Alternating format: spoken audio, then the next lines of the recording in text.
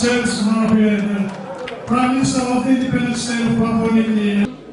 Papua New Guinea. To see you again in September for you to open the webs. In which they come out from the office of the Prime. I would like to thank and acknowledge again the Prime Minister for your time and efforts you have imparted. All right, thank you so much. Your sixth petition to me, one was an issue on the petition to the government, brother. And me being head of the government, I have to respond. The Anti-Terrorism Act 2024, you all questioned the constitutionality of this law and whether it is dictatorial or it is a good law. And so that was one petition that you submitted. Another petition you submitted was the constitutionality of Section 145 amendment we did, and I will make a response on this one. The third petition was on the Port Parker issue, the allegations of misuse of funds. The fourth petition was on the possibility of re-establishing Task Force SWIP. Task Force SWIP that was disbanded in 2013. You all asked whether it could be reinstated. The fifth petition was the observation that the recent business lists are being invaded by foreigners, and you asked us to look into this. That was your fourth petition, or fifth petition, and the sixth one. You did ask on the quality healthcare, the healthcare plan of our country. So I will go through them, if you don't mind, Mr. President, and you can all give me ears. On the Anti-Terrorism Act, I want to give you all my full assurance that we are also revisiting this law as we passed in response to mitigating some of the crime that is facing us. We also revisiting this, so we've allowed our lawyers to look at the practicality of this law and based on also the issues that you've all raised. Our own internal state solicitor, police, and our legal teams are looking at in this law as we speak. We want a law that secures our country from abuse.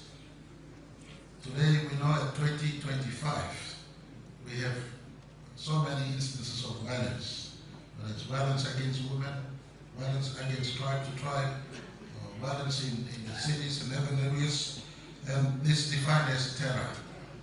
Of course, terror in society, we said that this law is supposed to address this. All scales of terror in society. It is not supposed to be vindictive. It is not supposed to be basing power on one person. It's done in the context of the constitutional power that the police commissioner has. This law now subsumes the functionality of the law that police commissioner was operating inside, and it gives him enough strength, protection. Sometimes our policemen, we expect them to also be out in the front line, but they too have lives. They too sometimes are exposed to people with higher guns in some parts of our country. And so it protects our policemen, but at the same time doesn't take responsibility away from irresponsibility by those who are enforcing laws. It is meant to protect our country, but you have enough dedicated people here. Pick a copy of the law. We too likewise review, so that this law and any law we pass must be good laws that stand the test of time going forward. I want to assure all of you, not because you're a petition, but right after, from government caucus itself, as we passed a law. You know, my caucus is a big caucus of over 90 members of parliament. My two colleagues here with me, ministers, will confirm. In our own government caucus, we do debate on these issues. What is it? Is it good? Can stand the test of time? Is it a bad law? And many have raised in one or two areas of the law. We've asked our state lawyers to go back and look at this law. Only 10 commandments we can change. Any other law we can change. And so I give you my fullest assurance. If any one of you, your team, SRC, if you feel there's a specific area in the law that we need to amend, change, or remove, then certainly we will take those into consideration. But in the business of passing law, I want to inform all of you, law is not drafted by someone outside and taken in the next day to the parliament. If the national government proposes a law, then you've got offices like State Solicitor's Office. State Solicitor's Office gives its separate eye through all the laws that is being proposed. Then you've got office like First Legislative Council and Second Legislative Council. These are different layers of scrutiny every law passes through. And the anti-terrorism law is also one of them. And so to respond to your first petition on the anti-terrorism law, it is currently under review ourselves, so that this law protects our police, but at the same time our police is not reckless. They do the job diligently to secure our country from the insecurities we are facing right across all parts of our country. And I welcome any reference to a section in this law you feel that we need to change, and if it is consistent, if it is established as a law that doesn't embrace the human right in all the total aspect of our constitution, then we will certainly be changing that part of our law. But our main intention of the anti-terrorism law is to make sure police is working, police is protected, rest of law and abiding citizens are protected, and we get to deal with the ugly head of lawlessness that is emerging in all parts of the country. When I was studying here in Kalifa over almost 40 years ago, we would walk from Kalifa to Goroka and back in the night to come watch rugby at Lobby Street, and come here to North Goroka, beautiful part of North Goroka, not just in Goroka, but many parts of the country, Rabaul, Western Britain, many parts, Millen Bay. You start to see people with guns running around, threatening people. And as government, why sit back? How do we respond? Those who decide to cause terror in society must be dealt with. This law is not meant for those who are meant to be peaceful. Because terror, then terror must be met with full face of the law. Unless you live in somewhere else, I don't know, but I feel that growing lawlessness in our country that needs to be contained. You ask our governor, he will tell you, Malaysia, Singapore, they are democratic countries, not to mention non-democratic countries. Malaysia, Singapore, Indonesia, democratic countries, they are enjoying peace and growth because their laws are tough and they deal with lawbreakers in a tough manner.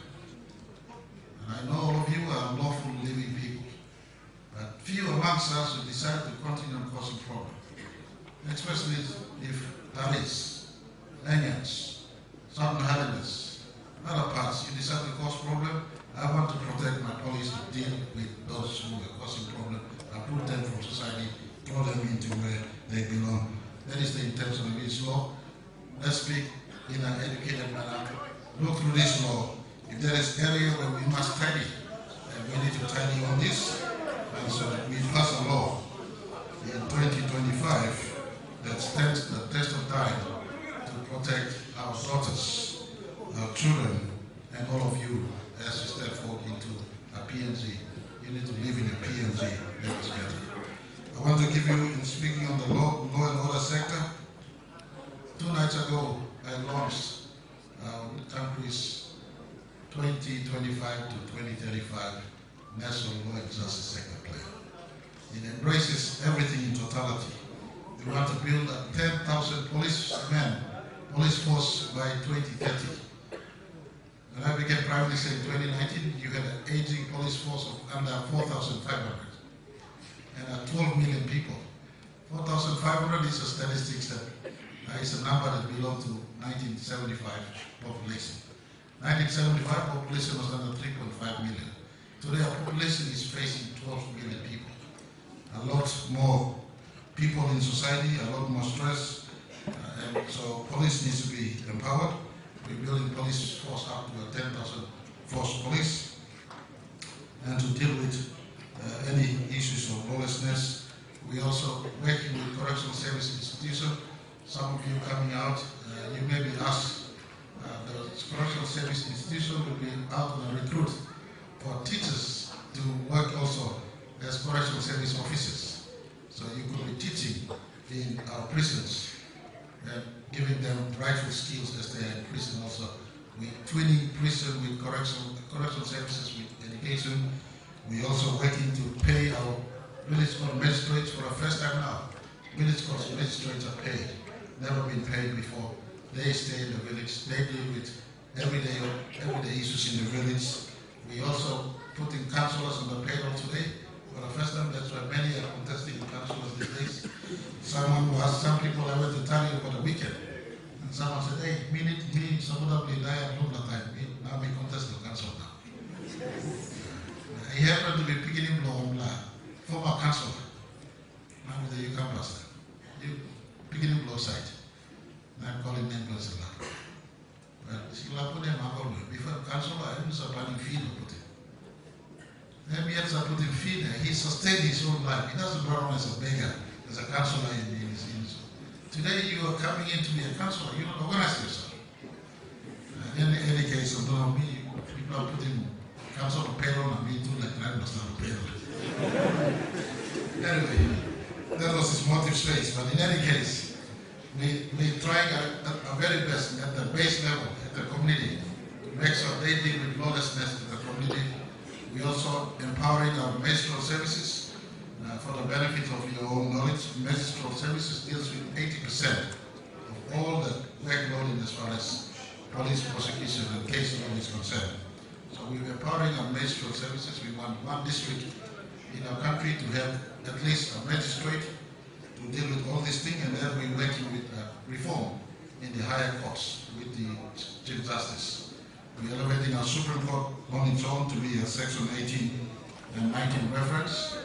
We're inserting a new appeals court for the first time, and then our national court will be supported. Why am I bringing this to the conversation on the Anti-Terrorism Act request for us to look into this? All this work in the total law and justice sector is happening because there is a number one risk facing us. There is internal fragility due to lawlessness. And so we're looking for solutions to address lawlessness. And the laws we pass must secure our country from law breaking into the future. And the Anti-Terrorism Act was constructed at the backdrop of lawlessness in the country. I want to conclude your petition here by saying, look into the law. If you feel an area we need to improve, please let us know and we'll make the changes. On the constitutional amendments, the Section 145 amendment, I want to ask our students on the other side. I think the University SRC is uplinked this one, correct? It's uplinked right now. So it's uplinked, so please tune in into the uplink and you can have a listen. But hopefully in September, our auditorium outside that we are funding should be complete. And we should have a greater time outside. But in any case, for all of you inside, the speaker outside, you don't need to come in to see my ugly face. You see me now. You just can hear me, that's sufficient.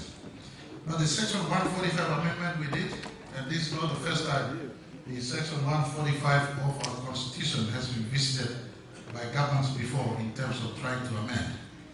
There have been various amendments, and I just want to go back 20 years, or 22 years ago, the Marape government did a massive amendment in Section 145 that gave Somali government 9 years to be in office from 2002 to 2011 until the constitutional crisis of 2011. So Section 145 amendment has been amended before. Section 145 was visited by many governments of past.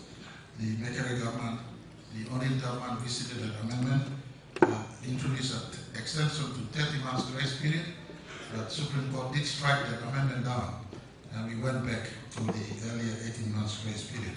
So I want to appreciate the wisdom by yourself and even UPNG. UPNG have petitioned Ombudsman Commission, and Ombudsman Commission has filed as Section 19 constitutional reference. So the Supreme Court has been asked to look into the amendment we did, whether it's not constitutional or constitutional. Now the amendment is simple. We did not take away Section 145, subsection 2, the provision of introducing the 18 months vote of no confidence.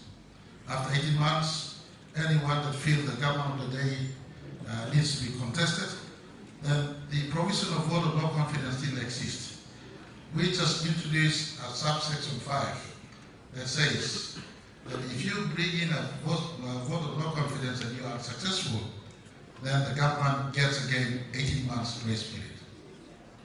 That is 18 months grace period. If you look at a 5-year term, 18 months after the elections, when the party that performs well in the election gets to receive the Section 63 invitation from government, they government 18 months, and if members of parliament are not satisfied, the entire process to introduce VONC remains.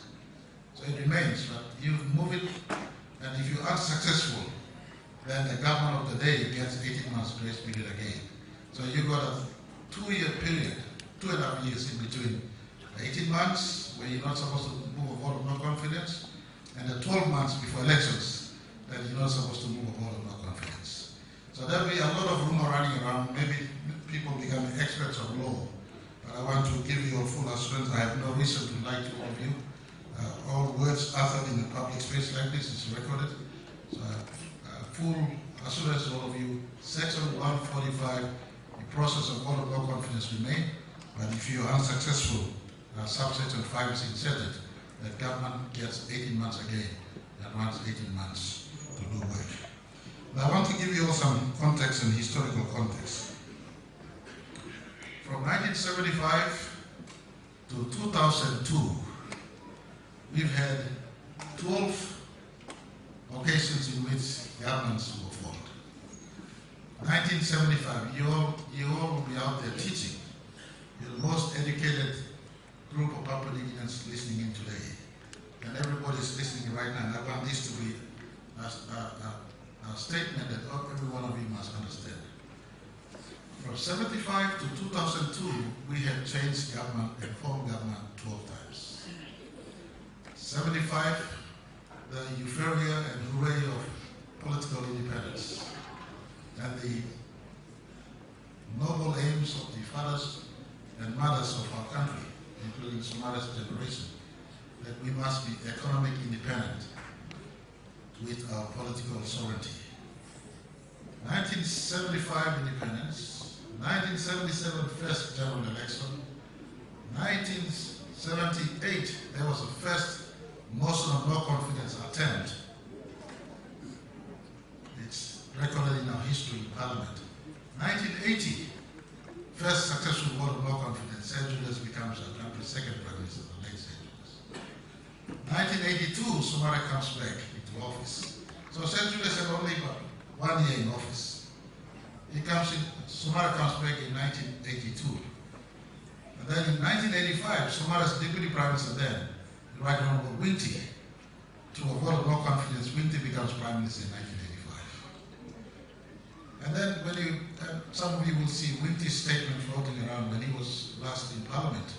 He made a statement, fundamental statement in Parliament. As Prime Minister, he was busy managing politics than managing country. He was busy managing politics than managing country. So I could see why he said that. In 85 he became Prime Minister, but 87 there was an election that he had to go through. So 85 he's taken office. 86 he's trying to work, and 87 he goes to the elections. He comes back 87 trying to settle down and work. 88 Rabin Amadu comes in as government through a vote of no confidence process. And settling in, trying to do work, he goes to the election. 1992, Vice Winti comes back in as Prime Minister. And in 1994, St. Julius comes in as Prime Minister. And in 1997, Bill Skate comes in as Prime Minister. 1999, Mekere comes in as Prime Minister. Remember the law, Mekere, most of you, all of us, me included, rated him as our country's ever greatest reformist Prime Minister. He introduced some fundamental laws. Now, who is Mekere? Mekere is not equivalent to me. I have nothing compared to him. He belonged to the top 4 advisors to our foundational government in 1975. Mekere, Charles Lopani, Tony Siaguru, and Robin Amario. These four. Four brightest PNG students picked by that government and the Somali administration to assist the Somali government settlement. So Mekere had lived through 1970s, 1980s. He becomes Prime Minister in 1999. They have seen the downside of politics, and he introduced the financial reform, and he introduced the organic law on political parties and candidates that attempted to give stability to politics. And so the reform came in. At the back of this reform, he went out in 2002. Students wanted him out in 2001. They were assuming his claim reform robbed the country of our rights. Some of you who were alive in 2001 know the Mekere brought reform and protest against Mekere.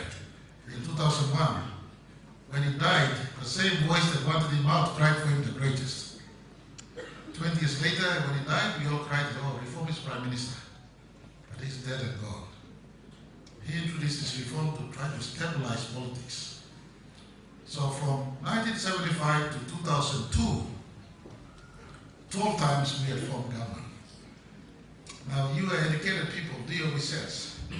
There's statistics now available online that you could study. Statistics from our central bank, statistics from our National Statistics Office, statistics from our Treasury, statistics from IMF, World Bank, ADB. There are many statistics around. And I want you do your research. I will not tell you what it is. I know what the number is. And I'll just say it in one sentence. The slowest pace of our country's growth, when you talk about employment today, when you talk about law and order today, every need we have for infrastructure today, it is dependent on the growth of our economy. When the economy is big, we have enough to feed everyone. The economy is like the Mumu pit or pot, size from Kaikai and the economy. When the economy is small, we have little to finance all our country's development need. The slowest pace of our country's growth took place from 1975 to 2002. I give you one number. In 1975, our economy was 1 billion kina. By 2002, our economy was still under 20 billion kina. For a population by 2002, we were 7-8 million people. For a population that is 7-8 million in 2002, you need an economy that is about 100 billion kina to feed all. That's why when I became Prime Minister in 2019, I said, we must reach 200 billion kina at the earliest. That's simply because we need to grow the size, the pie, to finance education, finance law, finance infrastructure, finance health sector, finance everything. So in the context, I'm coming back to the Section 145 amendment. Many of you are my children and I cannot lie to you. I got governor who sits in the opposition. I got two brothers who stay with me in the government. The chair of being Prime Minister chair is the most desired chair in the land. And whatever it is worth. The contest to be Prime Minister has been happening since 1975 until today. We have not removed Section 145. It still remains. If a government is bad, majority members, you only change government through a couple of ways of changing government or forming government. The better way, the easiest way, the most popular way, the election time, and all of you as voters have the power. But after elections, you got the Section 145 process or Section 146 process. Section 146 is when a Prime Minister resigns or a Prime Minister dies. Section 145 is through the power that you have given the members. And now, after the election, the members now have the power that you've casted on them. They're in office. And they have a 5-year power mandate you've given them, and they look and they decide. In a vote of no confidence process, these two candidates are proposed. The incumbent, the current Prime Minister, and whoever the opposition proposes.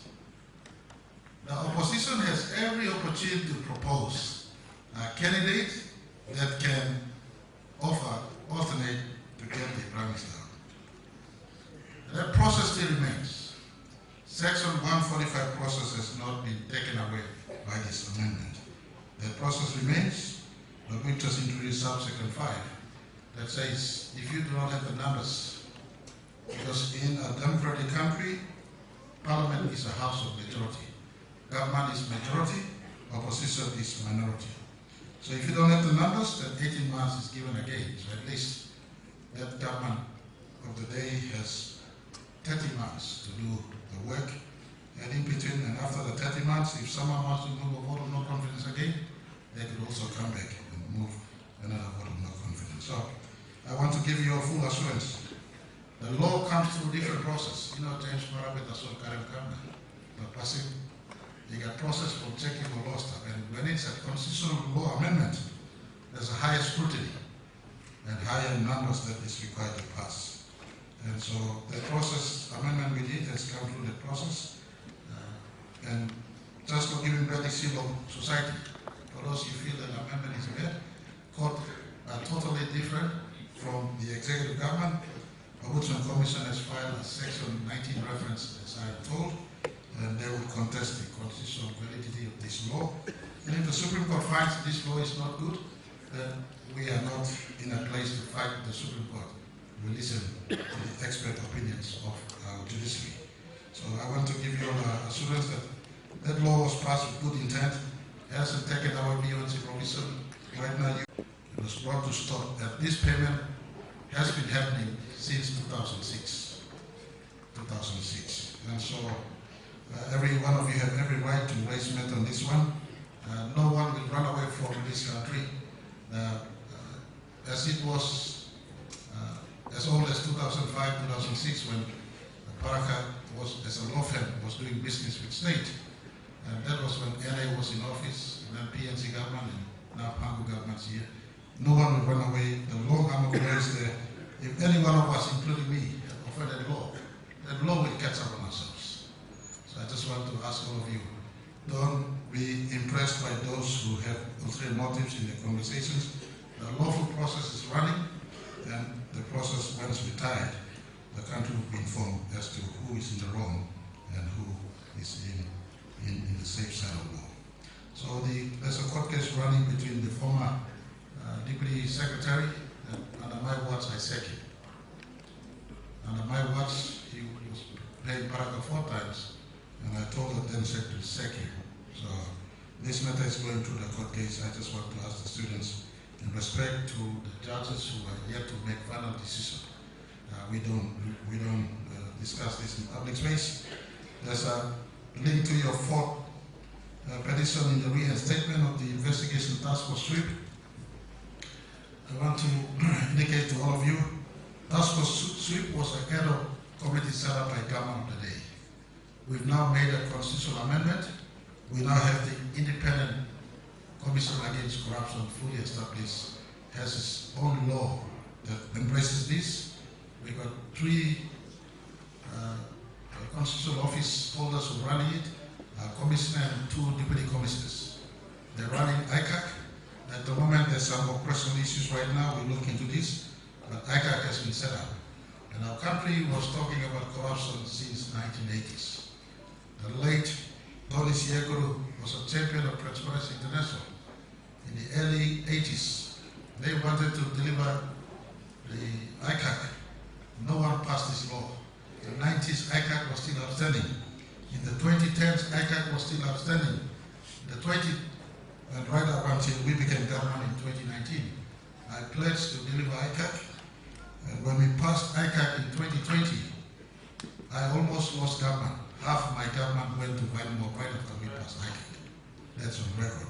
So ICAC, in my view, to all my children, your concern on corruption and fighting corruption, ICAC is there. We have some teething issue. ICAC will not take the place of Ombudsman. Ombudsman remains watchdog over most of us who hold office as leaders, but ICAC steps in to deal with corruption-specific issues. And it's an office that is there for any one of you to submit. At the moment, we're making sure the structure is okay, and I've personally said no Papua New Guineans to take leadership, at least for some time. Papua New Guinea, we all have one talks all over the place. We want people who are not linked to us to come in and run ICAC. At the moment, they're running ICAC, and ICAC, in my view, takes the place of task force sweep.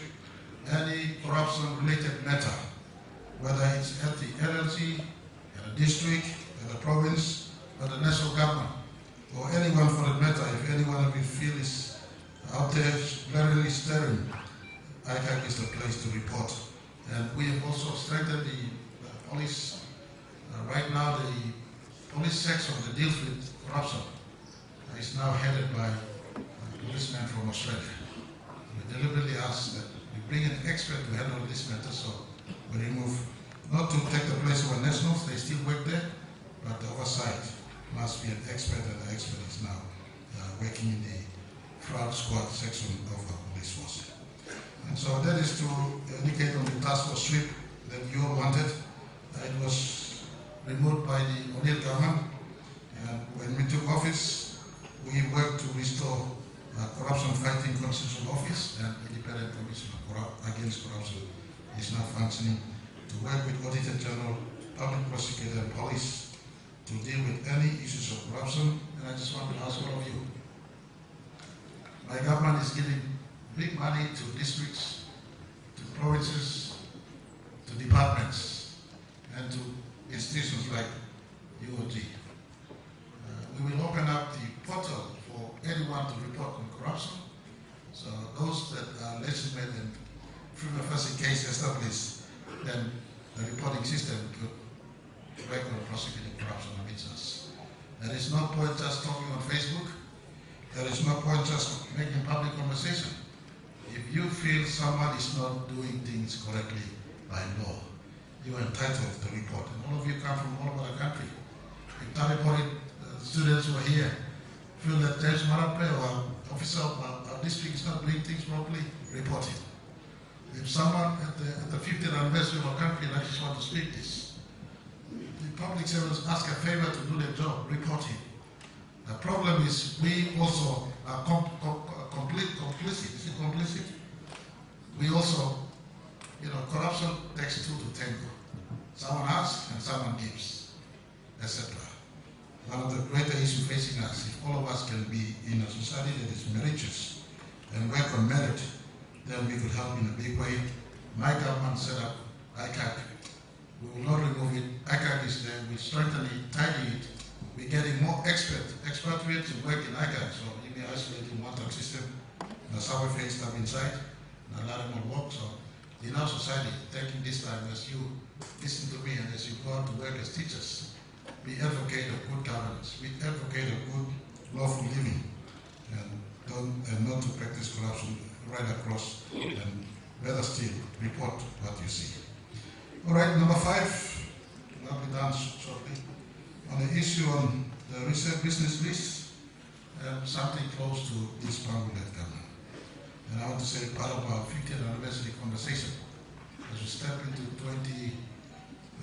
25 September 16 to 2026 September 16, and 1 year of reset, big conversation would be around this one. How can Papua New Guineans do business? What is Papua New business? A strictly Papua New business. I want to give you all my track record. When I was finance minister, I put the ceiling of local contracts to up to 30 million. In fact, I wanted to bring it up to 30 million. 50 million pure PNG contractors must get up to 50 million. And at the time as finance minister, I was reporting to a boss. So my boss told me, kept it at 30 million, so we kept it at 30 million. But I want to give you all assurance, September 16th this year, to September 16th next year, some of the changes we're doing in tidying all our laws in our country will include reserve list. What is for Papua New Guineans must be for Papua New Guineans, constructions, or real estate, or coffee export, timber business, fish business, at different levels. Big plant, people don't have money, outside you can come partner in Big plant. One Big plant can walk in, Big plant can walk in. This is a deep part of the Tech Back PNG DNA. So I just want to give you my assurance. If we arrive in 2026, September 16, and you don't see clearly the blueprint of what is our country's reserve business list, then you hold it against me in 2027 elections. But again, this is something close to my heart. I want Papua New Guineans to be masters of their own destiny. And business is a space that I want. You study as an educationist, but I hope your faculties here are teaching you also how to do business. I encourage Papua New Guineans, you can work, but if there's opportunity to do business in where you come from, do business. You don't have to play rugby forever, my brother. Sit down somewhere here. You don't have to stop teacher forever. Sometimes all of you must think about business. It's coffee, hotel. Today people are making road. Example, good road from Leh all the way to Hagen now. 2-lane bridges. Airport in Leh, and we will introduce international flight. Goroka Airport, good. Hagen Airport, but good. This will be one of the best highways in the entire planet, where the most diverse cultural group and language groups run from Leh all the way to Hagen. We're still pushing to Tani and pushing to program. That could be a hub of tourism, guest house, and resources. It needs people to be in business. So we will tidy the reserve list. But the bigger question I put back to Papua New Guineans is, are you willing to sit the long hours and work in the business? I give you one example. Tari and start long 9 miles. I'm Tari is an example. After 9 miles, I'm making a store block. Store is the whole store. I'm studying good, and I am renting from the Bangladesh. I have Tablo, Moka, or Toko, it was now headman and Toko. So he's collecting rent. He's not willing to sit the long hours himself. That's the point. So we can put the reserve business list up. And my government is working. You all know we've put, since 2021, we put the money in BSP and NDB. We look at this policy to put money in banks for soft credit borrowing by Papua New Guineans to go into business. So those facilities will be opening up. 2 weeks ago, we launched the National Development Bank, or National Banking Corporation, rather. This bank will be nationwide, and we will partner in lending to those who want to do business. My question is, are you willing to work long hours and faithfully? The fathers of our country in the early 60s and early 70s were strong businessmen and women in agriculture. I was doing grade 9 in Kabifa. I used to go and pick coffee in Ango Coffee. One kina, one black coffee basket, Mr. Opikina, Salim, makes him money by himself. Ango Coffee was owned by Aka Peter Omeri. I'm going to finish now. Copy to go, close to go finish now. You are beginning that's working now. So the point is, you can talk about the reserve list. Your government will tidy this space and give it to you. But I need all of us. I need all of us to work those businesses. That is important to anchor our country as the economy increases. All right, lastly, you all gave me on the quality health care action plan.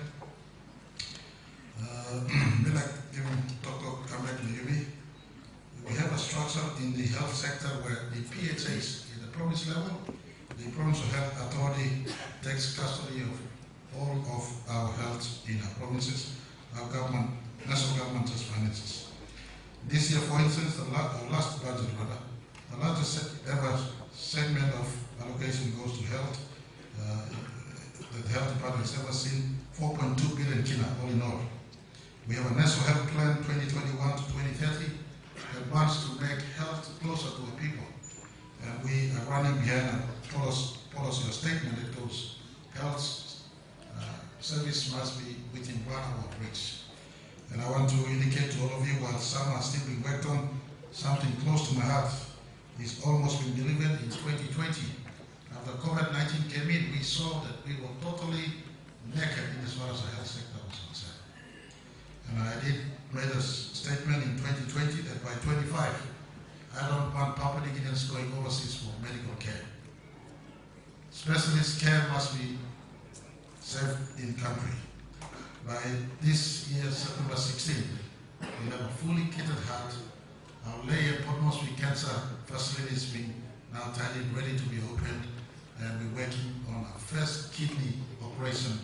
You could do kidney transplant in our country that should take place later this year. So 3 major lifestyle-related issues. And lifestyle is really for those who have seen it creeping up big time lately.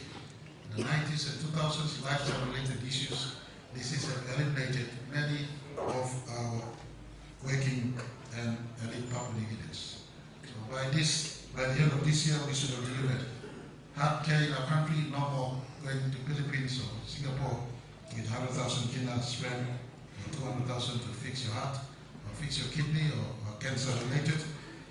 We are working, and I want to say, 2 weeks ago when I was in Ley, one sister walked up to me as I was ready to board my helicopter back to Naja. She had tears in her eyes and she said, Mr. Prime Minister, everybody else can say everything about you, but I just want to say thank you. The reopening of Angao Cancer Facility has saved me, and I'm going through my doses right now treatment.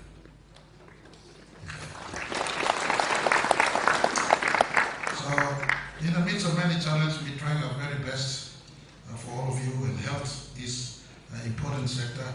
I cannot tell you all it will be fixed in 1 year or 1 term. If consistently for the next 10 years. If you all don't want my government in 2027, no problem. I will not lose any sleep. I have to do what I have to do. But if whoever comes in 27, stick to good work, fixing the basics, growing the economy, fighting corruption, fighting law and order, and together in our generation, we could make our country a better place. And I look forward in 2045 when our country is 70 years, that the country is a better place for all of us, especially our children who are coming after us. So this is why we have worked, and I want to conclude by saying, you students are close in our hearts. That's why when we came in, we introduced a new program called the Higher Education Loan Program. I hope that is assisting some of you. For those who are struggling, in terms of parents struggling to pay the full tuition, we introduced the Higher Education Loan Program. It is not supposed to be burdensome on you, but I did already indicate to the Education Department, for those who come out and get Higher Education Loan Program, but go back and teach in our schools nationwide, then state could look into writing this off into time. Especially those who want to remain teachers for a long time. Because teaching and teaching profession is important. You, as correctly said, you nurture the next generation. From your womb, the country grows. And I've made it no secret, our education department is working on this, on how we should look at work conditions for teachers. And no secret, I'm former education minister. I stand here and speak in education conferences. And because I'm not clearly in the picture as to the total affordability of our country's revenue in the next 2-3 years, we're modeling what we can do as to when we will make teachers paid at a salary that is on par with amongst the highest public service in the country. And when I give with me, and I give with them simple. Teacher teach your children well, the children become better citizens. You pay them well, they're happy and they're working the rest of the day. Last week I slept in one single bed at my district assisted building, Poly Secondary School. Before I became member, there was no Poly Secondary School. Almost 15 years old, there's a Poly Secondary School. One small bed, I went with Mrs. Marape, so the bed was small, so she slept in the other room in a small bed, I slept in my room in a small bed, 2-bedroom small teacher house. And I saw how teachers are out there teaching 7 remote parts of the country. God bless all the teachers. Without you, we will not be where we are today. So thank you to all the teachers. But I want to say, all of you who are here, it may be hard today. And I admit times tough for all of us. We try our best in the midst of the tough time we have to spread the care and spread the help to all parts of the country, whether it's in health, education, road. There were a few, in 2020 I took a chopper ride, some rubbish connect PNG. You live in Goroka and you need road. But you just go and ask Marape, you can ask Karami, you can ask Kandiba, you can ask Telefomin. You will do money, but don't need road on that. You can ask Kopiata, Rosavi, Bundi, Simbai, Atabo Morope, Atabo Mountain of no wine, go to Kapu area. Only the road on it. Only the road. There was one Sunday in 2020, no protocol, no announcements. There was a chopper available. I found Gulf Governor Weta, where are you? And he said he's in his house. I said, come out. I asked them, Works Minister, Honorable Michael Nally, where are you? And he said he's going to play golf. And I said, I have a better idea. I play golf too. So he said, we're going to play golf. I said, I have a better idea. Stop your golf. Come to Halifax chopper area. He came there, we got on a chopper, unannounced. We flew right through Kerma, over Kaitiba, into ICAC, into Minyama, went back, Taptan, into Kaitiba. They didn't know who I was. I just arrived as Prime Minister in 2019. It was early 2020. Name was Sawa, but face was not Sawa. Kaitiba, you know what this paper or TV or this. Name on Haram radio, but face was not Sawa. So I said, we descended out of the helicopter. They said, Governor Haveta, so they was rushing to him because they governor for a long time. Now, Governor, don't come to me. You're Prime Minister here, run to him. Hey, there's Marape, yeah.